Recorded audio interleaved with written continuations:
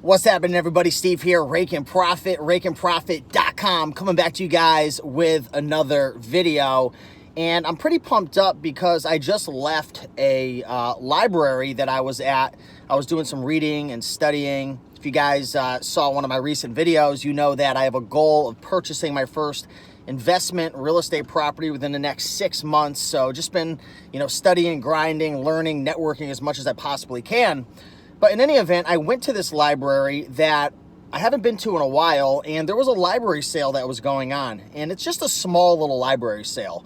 So if you go to like booksalefinder.com, you can actually check out where all the library sales are going on, or just do a Google search. But anyways, this is kind of like a little hole-in-the-wall library sale. There's not a ton of books. There's not a ton of new, fresh inventory coming all the time. So I really only go from time to time. But I share this with you because before I walked into this book sale, which I wasn't planning on going to, there was a little section outside before you actually go into the entrance of the book sale, which is just this little room, that was a free section. And most people would just pass by the free section thinking to themselves, it's probably all fiction books. It's probably outdated stuff that never sold, or if there is anything good, probably previous resellers scanned through it, which would be a normal thought.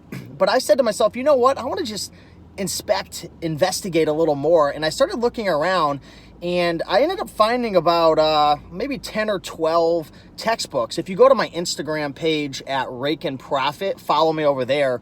I actually took a picture, and you could look up and check out all the books I found. One of them was selling for $47 with a 15,000 rank. It was a really cool textbook. Another one was going for $30, $20. And then there were some obviously, cheaper ones, $12, $13. But when they're free and they're lightweight paperback books, you could still net, $2, $3, $4, $5. So ended up finding like 10 or 12 books. Again, go check out those books on my Instagram. But it just goes to prove, you know what? There's a lot of money to be made at book sales, but also at some of these book sales, there's a free section. Don't overlook them. Take a peek, check it out, especially if you get there early. I was there right when the library opened, so the book sale just opened. Nobody else had ran through, and probably made maybe over $100 profit on those free books. So don't overlook the free section. And another tip I want to give you as well, when you start going to library sales, there's going to be big ones with tons and thousands of books. There's going to be mid-sized ones, and then there's going to be small little tiny ones that a lot of resellers don't go to. You might even qualify some of them as hole-in-the-wall, little honey sweet spots. And this was definitely a little sweet spot right there. And I ended up going there with Mama Profit, and we probably found another 15 to 17 books. We didn't go through every single one. We spent maybe 45 minutes in there and probably made another, $80 to $100 profit just having fun screwing around. So don't pass by the free section if there is one at your book sale. And also, don't underestimate the power in going to some of these smaller hole-in-the-wall book sales where there's not going to be a lot of resellers, because there's going to be less competition. And sometimes if they bring in new inventory, you could be the guy or gal there to scoop them all up and make money. Plus, paperbacks were 25 cents each. You could get 5 books for $1. So it came to like 20 cents each if you got at least 5. And then they had a fill a bag deal where if you bought a bag for $8, you could fill the whole thing up for $8, which is cool. Hardcovers were like $1 each. So check out booksalefinder.com. You can find a bunch of book sales. Don't pass up the free section. Don't be scared to go to the small ones. And hopefully this was able to add some value and get you moving in the right direction. I love selling books.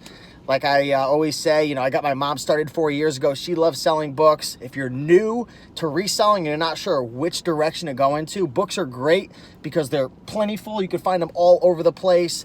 They sell pretty quick if you buy the right ones. And if you're using the Amazon Seller app or any scanning app, you can see firsthand data based on the sales rank in terms of how fast it's selling. So it's cheap. There's a bunch of them. You can make smart buying decisions. Plus, you can leverage your time by utilizing the Amazon FBA warehouses, which is the way that I do it. So again, appreciate you guys watching. We're almost at 100,000 subscribers. We're at like 99,600. So probably within the next week or so, I'm going to be doing like a little giveaway to give back to you guys and show my appreciation.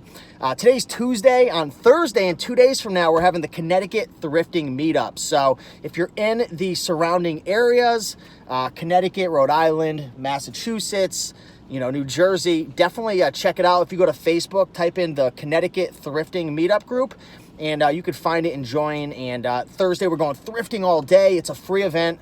We're going out to dinner at Maggie McFly's. We're going to have drinks, party at the hotel. We're all staying overnight at this hotel. Then the next day, we're hitting up the bins in Connecticut, which should be a lot of fun. So we'd love to see you guys there if you're in the area. But with that being said, keep on picking and making our money, and I'll talk to you in the next video. Peace.